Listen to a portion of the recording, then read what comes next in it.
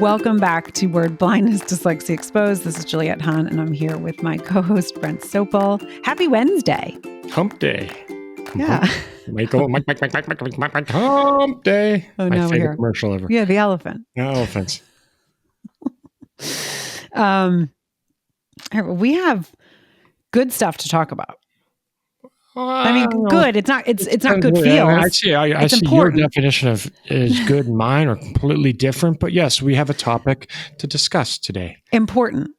I mean, good meaning like it's really fucking important, and it's really annoying that it still is like this, but important. Not like this is going to be like a good fun one. So sorry if anyone got like excited in that way. No excited. It's not going to be that fun. It is. Why don't you start with the conversations that you just had? Yeah. So I've had, 3 interesting conversations over the last week. We'll go back to the first conversation. I spoke to a girl whose brother's dyslexic. Has been part of the foundation for 5 or 6 years. Now he's graduating high school this year. Night and day, how different it is. Now he's taking AP classes and thinking about going to D3 college for hockey. You really helped him. Like, why don't you can you set up and talk about like your or you don't want to do that? I don't want to because I don't want to leave that open ending what it is. Yeah. But, his sister reached out to me, and she is in her junior year in college for special ed. So I think this is her last year in the classroom, and I think they do 1 year of student teaching. Yeah. Mm-hmm. So she's got a project, so she reached out and wanted to see if she could interview me. And during the interview, she was asking me questions. I was kind of asking her questions about it to find out more about it, because we talk about obviously special ed all the time. They're the dictators of our 504s and IEPs and things like that. So we talked about dyslexia. She said that they cover zero, nothing, minute, microscope about dyslexia. And she goes, obviously I'm passionate because her dad's got it and her brother. She's like, I don't have it, but obviously I lived in a household. I watched my parents trying to do that, all these extra things for my brother. I try to help him. I'm personally connected to it. That's why I'm so passionate about being, a special ed teacher. She goes, you have no idea how many people I'm in class with that don't have learning disorders and have zero, absolutely sweet fucking no clue about us. And she said, I think she's doing a minor in psychology, and she learned more about kind of ADHD, dyslexia, in the emotional side of things from that. Zero from special ed. So these are the individuals that you go get, you're going to school and your kid's struggling. They want to give them a 504 and IP, or they want to get them diagnosed. These are the people that are telling you what you need to do. And they have fucking no clue. She was thankful for our conversation. We're going to get on, more calls, but, she's like, if I didn't have my brother, if I wasn't part of that, I wouldn't have the grasp of what's going on. And a great percentage, she didn't say percentage, she just said a great percentage of the people in my graduating class or whatever that is have zero clue. And that's who is fucking in control of our lives, in control of our kids' futures. Of, now if you're struggling, obviously it's just like they have zero fucking clue. And this is why we kind of harp, obviously we've covered this topic before, but it was just, again, actually, it was more of a real firm. I had never talked to somebody who was in the middle of it, towards the end of their, special ed. She goes, obviously sometimes our hands are tied. Mm-hmm. Bureaucracy. Well, and I think because even Colleen that was on it, right? She stated that she didn't learn about it and she's in education, went to special ed. And I think it's that same saying, you have to hear it sometimes a number of different times for it to click. Like we've heard it, but it's also like, okay, maybe it's just that university, right? Maybe now we have also had conversations with others that are getting trained in dyslexia, but it is an offering in their university and it's sponsored by an organization that we don't really love. And we still definitely need to get on that call and kind of dive in, Oh, and we will, right. I've never, I don't think I've talked to somebody who's in the middle of graduating from, special ed program. We talk to people who have graduated, right. But, right in the thick of things. That was my first conversation with somebody right in the thick of things. So, again, you're absolutely right. You got to hear it sometimes 2 or 3 times different ways, but it was just a fresher perspective because somebody is right in the middle of it as we speak. Right. And it also just shows again why, you run into people that are like, dyslexia is just about flipping your B's and D's. Oh, I didn't realize it was that big of a deal. And sometimes it's tiring, right? We all have the ups and downs of life. I mean, and there's times where it's like, oh my gosh, another lesson, or I'm hearing this again. This is so frustrating. Why, right? But there's also times that we know that we are going to be able to help and change things. And the more we know, so the more conversations we have with people immersed in school, in education, outside education, attached to learning or kids or whatever, it's just better to hear other people's perspectives because it gives us that sometimes that, oh my gosh, okay, this is not the first time we heard it. Now, and I think, and this is something that we're going to be kind of diving into a little bit more, there's some universities that do, because someone might be listening to this and being like, no, I know my kid's learning dyslexia. You guys are wrong. We're not saying that not every university is doing, because there's how many universities around. There's going to be universities that have more, tools or whatever. And I don't know if it's a state. Is it public? Is it, certain states? So definitely we're going to be diving a lot more to, it's not a one size fit all, and, it's not one rabbit hole to your point. I mean, to cut you off is we got a lot more digging to do, but it's scary that these conversations are being had. Well, it's one of these things that you're just like, I don't understand how learning disability special ed is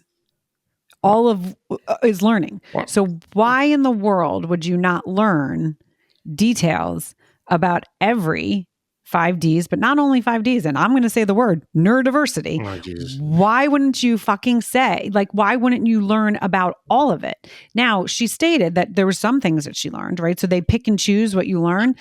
Well, this girl said if you didn't have, I think it was a minor in psych, that's where she learned the most. That's where she learned it. Most. So again, I don't know obviously college, all that stuff.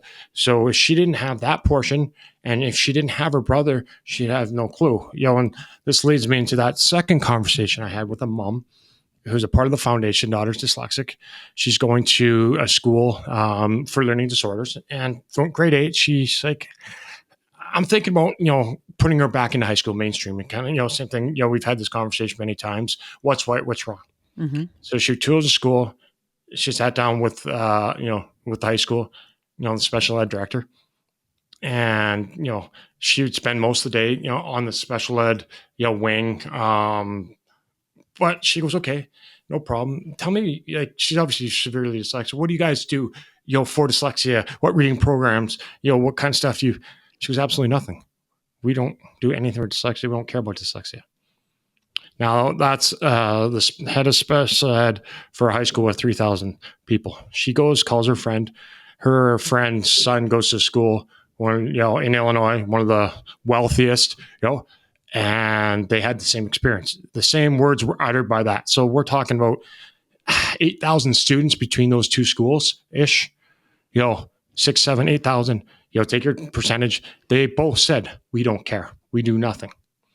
And the one district where she's from, and I told her, I know people have had to sue the district, And I know the district has put gag orders on these individuals so they don't speak.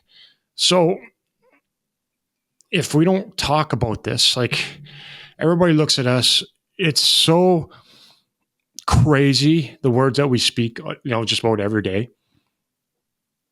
It's so crazy to think that the school doesn't have your kid's best interest. And that's a hard pill to swallow. I know you had to, swallow that with Montgomery when I'm friends with the teacher. Oh, they're not going to do this. Because we're very likable people. Why would anyone want to make us uncomfortable? It's got nothing to do with, right? It's not nothing to do with it. It's not you. It's got nothing to do with you as a person. It's a business. And, I can tell another story, which, some people close to me, kids got lice. They call the nurse. The nurse is, they're like, we're going for treatment. The nurse is like, okay, no problem. Bring her back in the afternoon. Oh, yeah. Why? She's like, freaking fine. We're talking. I said, why? Is because they need your money. So they need to make sure that you are at school for so many days, kind of just how they used to build in, the snow days, right? It's not an illness. It's actually not an excused absence. Now, if you're for half the day, they get their money. So they don't, back in the day, I think, we used to get a letter, lice going, they don't, right? They don't. So you can go to school with money. Lice now. Yeah. Yeah. And what, so I had to explain it's all about the money. Again, especially, those teachers, they don't care. You're in the door. They're getting their paycheck. Their school's getting their money. And especially now, obviously, with government obviously going on, watching the Department of Education, all that jingo jang. But at the end of the day, your kid is a number. Doesn't matter, what kind of family you are, rich or poor, smart, black, white, purple, green, beautiful, not like whatever. They don't care. Your kid it's like going to the deli, right? You're pulling your number off there. You're number 22. That's what your kid is. Mm-hmm. It is. And it's alarming when you think about like a university not teaching about dyslexia in special ed. And we're going to dive more into this because when you said about the psychology, I was like, of course, because I have to rationalize everything.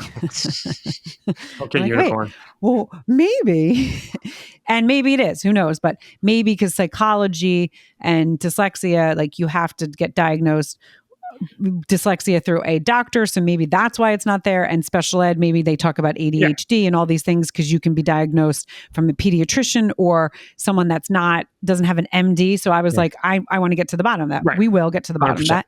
And I have no idea. It's speculations. I don't know why. It's fucked up, period, right. Because the special ed teachers are going in and we've also, we've really talked about this. I think I sent you a clip or you sent me a clip and it was, I don't remember who sent it, but it's this guy, Jordan. He's a Canadian. Jordan Peterson. Yeah. And he says a lot of outlandish stuff, but there's a lot of stuff that sometimes he says. And I'm like, he totally fucking makes sense, this guy. And he was talking about the education system. Oh, that's the video I sent you. Yeah, you sent it to me. I couldn't remember. Don't be taking credit for that. That's the Canadian. Yeah. Megan Kelly, right? Elizabeth's best friend. Yeah. Oh, yeah, you posted it. Right. Right. And not political. Like, that's one of the things I said. This is not anything political. Like, it is not political. But what he said is really true. He said one thing, though, that I did not agree with, because he was saying a lot of teachers are the bad students or something. And I was like, well, I don't agree with that. But there is a profile, like what my mom always used to say, to kind of help me get through, like, honey, they don't understand you because they were good in school. They don't understand that someone couldn't be good in school. And this is not a bashing a teacher thing. This is not what we're doing. We're educating people so they can go in with eyes open, because knowledge is power. And it's not like going in to yell at your teacher not for knowing. It's not their fault they're not being educated. It's not their fault. They're going into education thinking they're going to make a difference, whether school was easy or not easy for them. And they're not learning what a lot of people, not everyone, like the majority, and I'm not going to use numbers there, but a lot of people struggle in school and they don't understand it because they didn't, or they did, but they're still not learning about themselves and how they learn. Dyslexic, dyscalculia, whatever, dysgraphia, any of it. Colleges is the biggest business. So 70% of the funding goes to, K through 8, of states. right? So it's a business. It's the tag school is wrong. It's a business, right? How can they cut money? How can they save money? They're not, they don't have the best interest kids, right? It's a business, right? And it's hard to wrap your brain around that, right? It's hard to understand that most of these people at for school, exactly, in here in Illinois, they just fired all non-tenured. They won't renew all non-tenured teachers, right? So once you're tenured, you're protected in the union. Like, how's that? Is that good for the kid? You're tenured, so you're there, right? So what are they going to try and bring all tenured teachers in, so they're locked in? It doesn't matter how good they are, how bad they are, so they just go do whatever. How is that good, for your kid in school? It's not, right? It's, you're walking in as a parent, into this IEP, and here's the business side of thing is, here in Illinois, if you request a meeting, for IEP or 504, they got 3 months to respond. Once they 3 months to respond. Now they don't take neuropsychs in Illinois. They have to give their own testing. So they give their own testing. They won't release that information to you to 3 days before. So they want you to come in blindsided. And the people that don't understand, they want to tell you what you're going to do. Yes. And also, are you finished? Sorry. Oh, yeah. No, I'm not finished. No, I know. I just want to finish your thought. The other thing is, if you think of human nature and humans in general, if you don't know something, you look for someone to be the expert and you trust them and have them guide you. It's the same in the medical world. That's so fucked up. We can go on tangents on that there, but this is not what this podcast is about. There's so many things that we look as humans to be like, okay, I want, or I need this. I know I need this. I'm going to look to someone that has more education, more knowledge, more whatever. And you look to that person and you take what they say by face value because you're like, well, why would they be trying to fuck me? Right? Like it's not that. And we have these conversations because we want to put the power back in the parents' hands, back in the people's hands, because knowledge is power, which I say all the time. But questioning, there's nothing wrong with asking questions, whether it's the medical world, whether it's this world, whether it's the neuropsych, whether it's education, but asking, like, if there's something that doesn't feel right, don't just be like, okay, well, they know, so I'm just going to go with it. No, if something does not sit right, you need to be able to ask questions. And if you don't know what questions to ask, because you're like, okay, this doesn't feel right, but I don't know what to do, this is where you have to educate yourself and find the right information, because there's a lot of fucked up information out there. And so it's really confusing. It's really, really confusing. And they have a certain playbook that they use every time. I came across this with somebody, the kid was in preschool. I called out their playbook. And he's like, how'd you know that? Right. So, as you're in these meetings, that you're asking for specifics, or you're kind of turning it back to ask points, they'll automatically flip it on you and say, hey, are you questioning me? I've been a teacher for 20 years, or, I know what I'm talking about. I'm the expert. Right. So as you said, to turn it and flip it on you as a parent. So, how do I have the same narrative as a preschool? How do I call, a preschooler's narrative out, with the teacher, rather than that's what they do. So be prepared for these kind of things, right? They're going to flip it back to you and make you feel bad, that they're the expert. I've been coaching for 10 years or 20 years. I'm the professional. I'm the one. You're listening to me, and they get all defensive, right? Their ego. Right? They don't have the answer. They're not good at what they do. Just because you've been, a teacher for 20 years doesn't mean you're a great teacher. So understand that. Don't get defensive, right? Know what they're going to do. It's, again, we talk about this because, and the thought of it's outlandish that we're having these conversations, that this is how it goes, right? Because it shouldn't be this way, but it is. And if we don't have this conversation kind of a million times, because people think when we talk that it's absurd, because it really technically really is. And that's why we have these conversations. And as we have reaffirm and different conversations and different angles and hearing more for this, and how is it this the same, like this and this, like how many teachers you came across who get an attitude, right? And your guidance counselor, right? We've had this conversation. It's all the same, right? So to what you said, parents ask questions. It's okay to say, what, well, let's continue this conversation another day. Like, don't let them back you in the corner. It's good to go. You can go home, make some calls, reach out to people. Reach out to the foundation. That's why we do what we do. Weekly. That's why we have these conversations. Is to go and find that information. And is that information right for my state? Is it right for my district? Like, there's a lot of things in it. Back to handing out the results here in Illinois 3 days before. So they, as a parent, they're only going to give you 3 days to understand what this means in. So they want you to come in and blindside you. They want you to walk in as yourself as, maybe, a lot of times it's the mom, right? Because dad's, working or whatever. Not as you spoke, you did a lot of it because dad was, at work. You're coming in blindsided. You're walking into the room.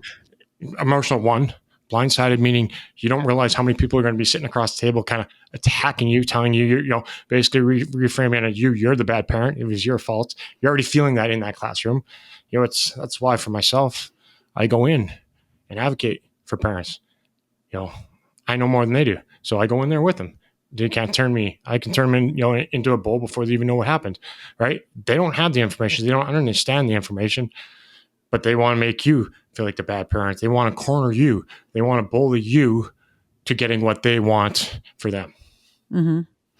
And the other thing is there's a lot, and you touched on this, but there's a lot of terminology that we don't know. So like it's all this terminology that you're sitting. This is a conversation I had with a parent just recently. And she was like, and she had 2 kids that have IEPs or 504s. And she said, half of the time, I don't know what they're even saying. Right. And so I feel dumb. So I don't even want to ask. But the thing is, again, knowledge is power, staying curious and asking those questions, not to call them out and make it aggressive if if you're not in that spot, because sometimes it happens, but just being like, can you explain that? I really don't understand that. If you don't understand something, there's nothing wrong with asking the question. And it doesn't make you look dumb. It doesn't they don't want you to ask the question. Right. They want you to be like, okay, now trust me, I'm, doctors find me annoying, teachers find me annoying, but it's because they're like, ugh. And sometimes you find that they actually really don't know what they're talking about. And I was going to jump in right there because you remind me of, and she said, the IEPs or 504s get sent to teachers. She goes, they don't know what it means. Then that's exactly, so 100% exactly what I was just going to say is these teachers aren't educated in special ed. So a lot of them don't even know what all this means.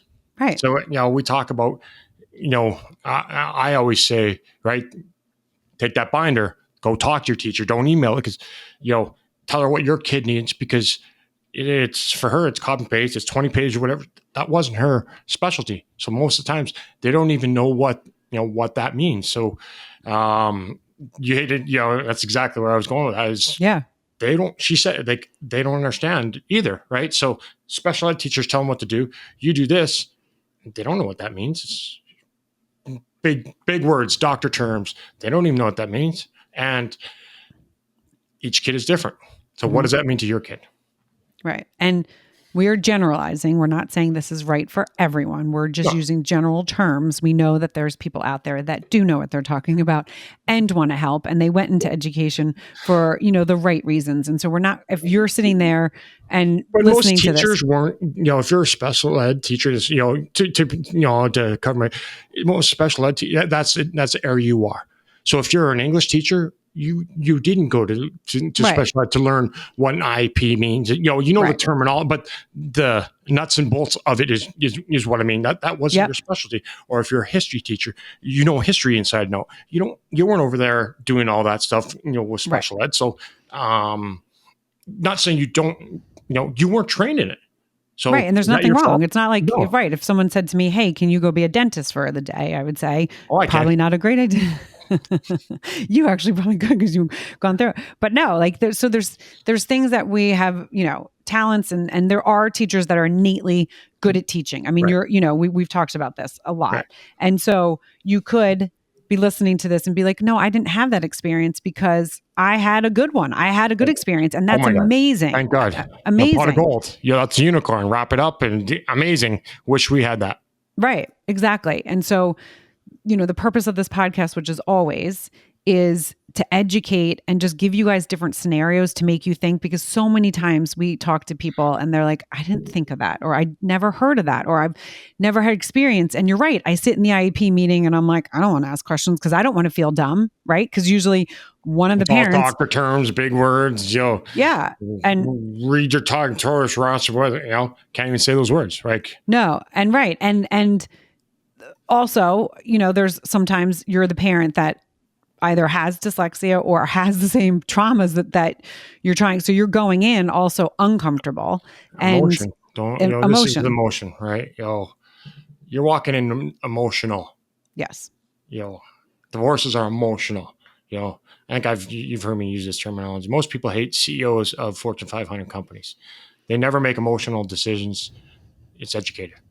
Mm-hmm. They're able to separate that, right? And we hate them for it, right? But you're making an emotional decision because you're kids. So it's trying to take a step back, absorbing the information. That's why I said, hey, we'll continue this meeting another day because you are emotional. And when you're emotional, you don't absorb all the information. Mm-mm. Blackout half the time. I don't know what was said, right? So it's always great to have somebody else with you at a meeting. You're not going alone. Is that a friend? Is that a grandma? Is that a cousin to help you hear all that? Or, here's the thing is, tape it. Everybody's got cell phones.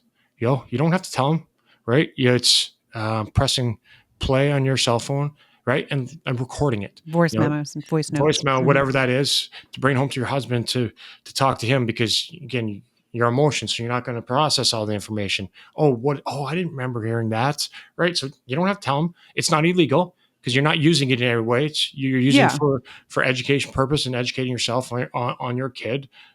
Do that. Yep. The other thing that we talked is you sent me something that actually really angered me. I wasn't angry at you, but and I'm going to pull it up. It basically was stating there was a study done, and I think it was like 80 kids. They had intensive reading. It was like one of these, million reading programs that are out there that we are always like, oh yeah, all these things that are sent around that they're like, no, we know how to help dyslexia. No, we know how. And here's, $3,000 for you to $10,000, $15,000 for you to, save your kid. So this was a classroom teacher's guide to reading research. Okay. Do you want me to call out the company or no? No, it's... Yeah, okay, I won't. I didn't know if you were like, yeah, go. Well, I want to. But... I know, but you're so mature. Look at you. Okay, so it was a sample size, and there was a control group, a baseline level, intensity of intervention, effective size, and a bunch of other things. And what the title said, which is why I was like, I need to read this more, was dyslexia-specific brain activation profile becomes normal following successful remedial training. Okay. And I was like, becomes normal? I was like, okay. And this is going where? And then I was like, I read the title and then was like, and I think I was watching a movie and I was like, okay, clearly wasn't watching the movie, because then I started reading this. And there's so much wrong to it because now, yes, and this is why we talk about the importance of getting diagnosed early and getting the intervention. Because yes, you can make fucking things easier and the kid can learn to read for the most part. There's kids that, if you're severe dyslexic, no. I mean, there was kids in Montgomery school that were there 4 years before him and still couldn't read. Like there's severities of it. But for the most part, if you have this intensive reading, and I'm not going to go into what program, because we know there's a lot of fucking people with their panties in a bunch right now over all that. Excuse that term, but whatever. And yes, reading can become better. It can become more streamlined. Like I know when Montgomery finished or in Gillingham, like, he was very choppy, slow, and then was able to be more flowy. You've heard us both read, like Brent's a little bit more choppy than I am, but like I go a little, we'll both go slow.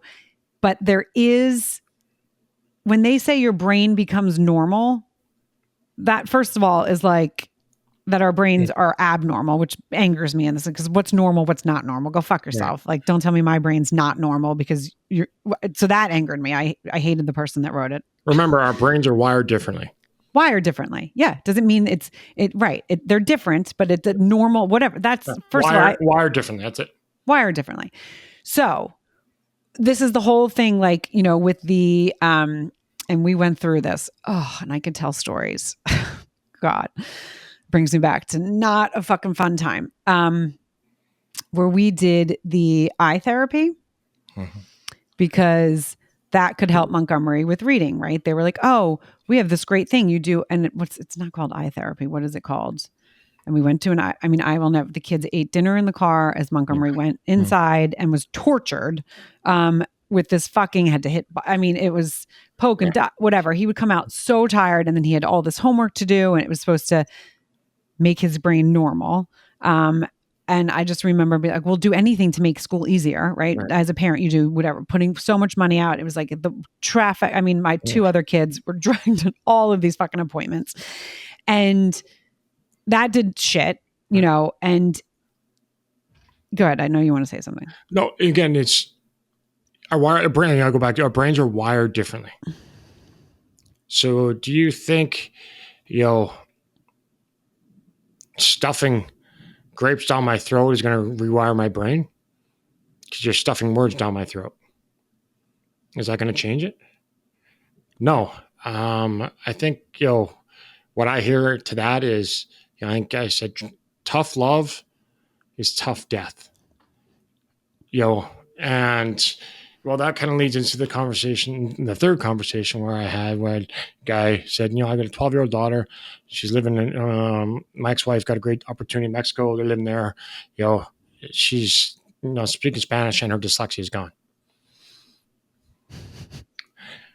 No, it's not a piece of lint in your pocket where you can just drop it, or, it's not a broken nose where you're going to have plastic surgery and now I got this cute little nose. No, that's not how it works, right?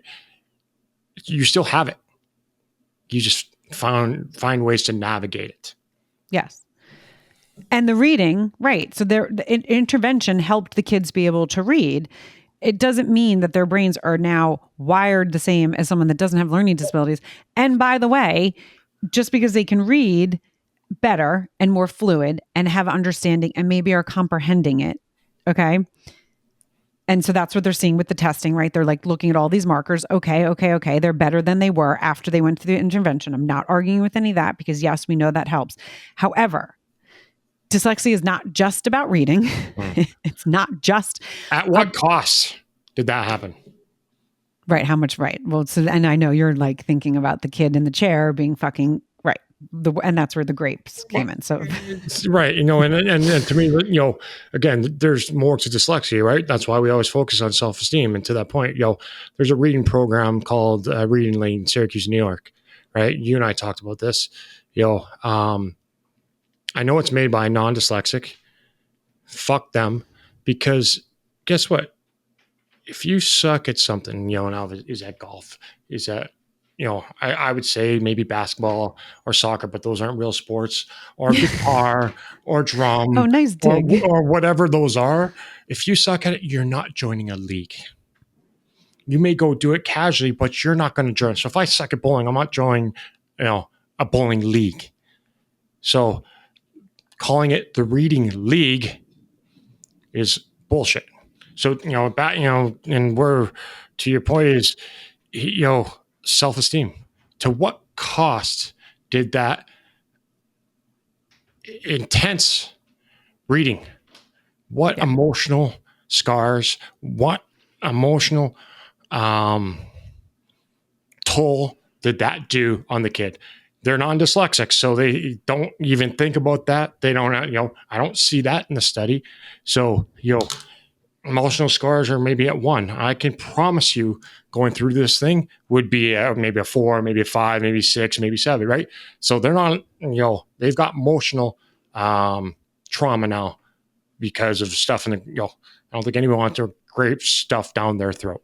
They want to eat them, but they don't want them stuffed down their throat. So to your point, they may do this better, but at what cost? And does that outweigh that? Yes, and this is very interesting. If a doctor was listening, if a psychologist was listening to this, they would see, and this is why this is very interesting. And I know I'm smiling, but if you think about, you saw my scars just come out, and you just saw your scars just come out. and I want to tie this together, because to me it was, and not that I didn't think of the kid, because I'm like, if a kid can learn to read better, that's going to be okay. I can do that better. But to your point, because of the word intensive, right? So like what Montgomery went through, they said intensive, but it was like an everyday school thing. It wasn't like he was getting pulled out like or after school or morning things. To us, like that's not, somebody else, it's not intensive, right? To us, that is intensive, right? Right. Correct me if I'm not wrong. No, totally. But then to be able to read better, right? It's like, okay, then you don't have certain scars there. But what you're saying is like this, what kind of study was this? Was it like, you are diving into the emotional part of it, which is beautiful. And it's what's wonderful about you. Because where I got angry was, don't now like make these kids feel like, oh, now you don't have dyslexia anymore, because dyslexia is going to come out in many different ways, whether you have remediation and things become easier and you don't have to work hard, or in different ways, because you still have to work fucking hard, but it always is there. And when we talk about like the lefts and rights and different things that have nothing to do with reading, reading is hard enough, but then other things that come with dyslexia, that whole laundry list that we talk about, that people are like, oh, I guess I do that too. Oh, I guess I do that too. Okay. Let me ask you a question. And so to that point, let's just play, the game. Hypothetically, let's just say it did get rid of dyslexia, to go off what they're saying. At what cost did it take to get rid of dyslexia? Now, does that cost equal up, better? Now, did you spend more money, more energy, more trauma to get there? So was it worth it? You go and buy cheap airline tickets, Spirit Airline, right? Cheap seat, you got 62 carry-on bags, it was $150, right? Or I could have bought a United chick for $500. Now, was it worth it? Right. Yeah. So that's, at what cost? And again, it doesn't get rid of it, but let's just hypothetically say at what cost do we get there? Right. And yesterday, Elizabeth was listening to Megan Kelly. She's like, you want to listen to this one? So it was I think it was a psychologist, or psychologist or some doctor, talking about parenting, and it said, we baby our kids too much, right? So he said, well, if a kid says you're bored, say back, oh, you're bored, and just sit there, let them figure it out. We want to raise strong mental people. and then he says, most of us parents are, all stuck up in our shit. So now I'm flipping at dinner because, and this is, refer right back to dyslexia, is most of us are in our own shit. We don't want to be there, but we don't even understand our own shit to get out of our own shit. Right. So we want to raise strong kids, mentally strong kids. But if I am not, how can I raise one? If I've got things going on and I don't understand them. So there I am, we're eating dinner and I'm, flipping a lid again because he's contradicting himself. We should be doing this. We're not capable in, the dyslexic world, we're not capable of fully understanding our dyslexic kid if we don't have it. Well, we can do all the research, we can understand the best, but we will never fully understand it if you don't have it. So this guy's, I'm like, want to go over the counter and, jump through the phone and strangle this guy. That's the other side of the world where they think it's easy. You contradict yourself. Oh, just do this. Do you put yourself in the shoes of your patient? Clearly not by making that comment. Right. So, okay. So I have a question for you, because I think if I know where you're going with this, but if someone is to pick up and listen and you're saying we need to detect dyslexia earlier, because 100%. Self-esteem is the most important. Right. And it is helping the student be able to understand how they learn, help them, learn better, all these different things. And then what you just said now is because of that study, like, what does it cost? And I want you to, because I know what you're saying, but there's going to be people listening that are like, wait, I'm confused. I thought he wanted to help kids with dyslexia and get it diagnosed and then help them get remediated. Well, but cost wasn't financial. Cost was emotional. Right. Is what I meant in that. At what cost did the emotional side, the self-esteem side, take that hit? You've heard me say on here, think of a gas tank. So you started up at full tank. If it's only half a tank, obviously it's quicker and cheaper half a tank than empty. So by doing that study, did that kid's gas tank go to half a tank and now they can read better? Or did it go to empty and they can read better? Now, you tell me what you think would be better. Again, I'm not, for each parent, you parent your kid, but that's why self-esteem is so important to me. If you have self-esteem, you can be successful in life no matter what, how you learn, no matter what it is. But if you're empty, right? Obviously, you've heard me talk about this. The one thing that plays in my head every day, all day long is, suicide. Like, do you want that? That's, so somebody's think, a word that you thought of the most in your life, it's suicide, right? So that's what I'm talking about. That's why the self-esteem is so important. And so it wasn't financial, to your point, it was emotional. What toll did that emotion take? And sometimes when you get so far, so empty, somebody almost just visual purposes drills a hole in your gas tank and you can never get off empty because of that trauma. So, okay. And I love that you explained that, but now I also want to explain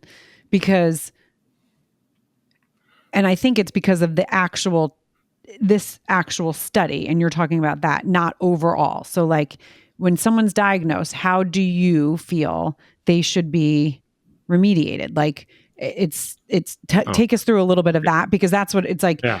You're not saying, no, don't do it. That's not what you're saying. This is all based off of that study that we're talking about right now. Yes. Yeah. What you and said, I know that, but that's what I wanted to clarify, because I know someone's going to be like, well, wait, so he doesn't want anyone, right. So I want you to explain that.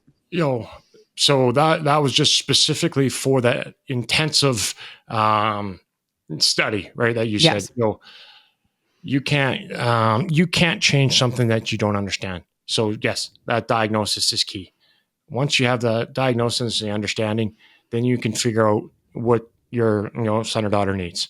What that next step is after that, navigating that. I always say self-esteem is always secondary. Once that diagnosis, for me, I think that's why we're such a different foundation, is because if you are so dark, and you hate going to school, it sucks, you're miserable. It doesn't matter what, you're not going to learn. You're not going to learn no matter what kind of teacher, if it's the best teacher in history, the best teacher in the world, you're not going to learn. So that's why, as a foundation, we approach things a little bit. That's why, do I have emotional trauma? 100%. Elizabeth will tell you 120 million, percent. But that's why once you have that understanding, okay, now I know it's not a label. Now it's a roadmap for your life, right? So being okay with it. Mm-hmm. Can't be okay with something you don't understand. Yep. And navigating what that ends up meaning for your kid, because you said something, there's severe to dyslexia, right? Let's just use stage 1 is just a little bit. Stage 5 is the most severe. So, again, it doesn't work that way, but there's severity. Now, how does that work for your kid? Where does that fall in? So, and that's why we're different. That's why I'm different. That's why my traumas came out there, because that emotion. No, right. You put yourself in there. And I think another thing that's really important that I want people to hear is, and it's so important, that every kid is different. And when you are diagnosed and the school brings things up, and we've talked about this probably more behind the scenes. I don't think we've actually talked about this more, and we can get into it on our next episode more if people are interested. But someone might say, like, okay, so my kid's diagnosed. What do you think is, like, I hear you guys talking about the self-esteem. There's a number of different things. People can get tutored, right? We've talked about this. Like, I did not do any tutoring for Montgomery after school because I knew that kid was done and he needed to go play sports and he needed to go do something he was good at, right? And so finding that thing that your kid is good at, and don't take that away to substitute with tutoring. Like, after a long day, most kids do not want to get fucking tutored. Or that's like, and I knew, because I was like, I would lose my shit. So I didn't even so people would say to me, well, he's dyslexic. What are you doing about it? And I'm like, well, and this is when I was like, well, the school, he's, he does get pulled out. Now, Montgomery actually did not mind getting pulled out because it was a break for him. He was like, oh, thank God. But a lot of the kids, between some kids and not. That's 100%. And a lot of kids, even so there was kids that were gifted that would get pulled out to do gifted stuff. So in his school, it was actually like, okay. Now, the problem was that they would pull him out sometimes during like math, which is dyscalculia, which fucked him. Lila, same thing. Her math is terrible. So it's what works for your kids. Exactly. Some kids don't want to be pulled out. All right. Lila, we had her, before school. Right. And I had one mom say to me, Brent, why is my dyslexic senior in high school going to bed at 9 p.m. and my non-dyslexic, sophomore is going to bed at 2 a.m.? Because that's how much harder we have to work in our brain. I think, remember when I took that coaching job? You were so spent. It was the first time in my life that I've had to use my brain. For 3 months. I would come home and I couldn't pick my head up. I would sleep for days and days because that was me using my brain. So in a different way than you just because the school year day is the same amount, but they, I guess they say that we use triple amount of brain power to get through that day. So think of it that way when you leave. Oh, okay, you had to work triple as hard. Okay, now you're going to put them into, tutoring or whatever it is. Yeah. Triple hard. So on the outside, we look okay, but the inside is where we're not. And that's where I care about. And that's, we don't have that. Yeah. What do we got? But that's why communication with your kid is so important, even if they're little, like talking through things. Now, there's going to be some stuff that it's like, okay, I know you hate this, but you're going to have to do it, right? That's just life. But really checking in with them every time. So like every year and every like couple months, I'd be like, okay, you're still like, getting pulled out. And he's like, that's fine. It's fine. But and then he obviously went to the school and we were, we've talked about that a million times, but that was a blessing for us. It doesn't mean it was be a blessing for everyone. Right. It just worked with our schedule. It worked. We made it work. And so having the knowledge, and that's why, again, go to sopelfoundation.org.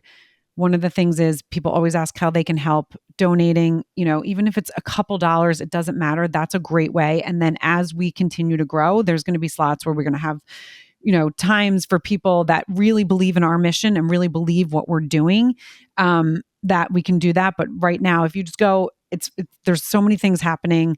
Golf event, we know, is happening in September. Do we have that date? You have that date? September 15th. Yeah. September 15th.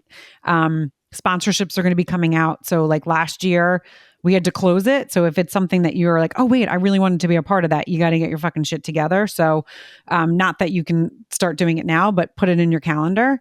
And, there's a lot of really, really amazing things that are going to be happening. And, we're just happy that people are listening and still care what we say. Listen to us blab. Yeah, but you know what? We give fucking good information. We make people think. And that's, right. I love making people think. It's such a different perspective, right? Obviously the foundation we talk about, there's only a couple foundations that are dyslexic, advocating for dyslexic. So that, one, that's different. But this is a perspective that I've never seen anybody else talk. I'm not saying we're better or I'm better, just kind of like hockey. They're like, oh, you're coaching. I'm like, I'm not saying I'm a better coach. I just coach differently because of my traumas. And that's the same thing as the foundation. I run this foundation and try and grow this foundation, in a different way. Dyslexia's been around for 100 years, hasn't been fixed. So I think we might not be doing something right. I'm going to leave it at that. You know what I say every single time? Like, rate, review, and share, because you do not know who needs to hear this. You do not know who is, getting diagnosed or who is thinking that there's dyslexia in their family. I mean, we just had someone reach out to us that's 67 years old and is like, I didn't even know what dyscalculia and dysgraphia was. Wait, I don't know. I think I have all of it. And I'm like, oh, that's hard. It's hard if you've lived a life, but educating is power. Knowledge is power. And that's what we're here to do. So we'll see you for another episode of Word Blindness.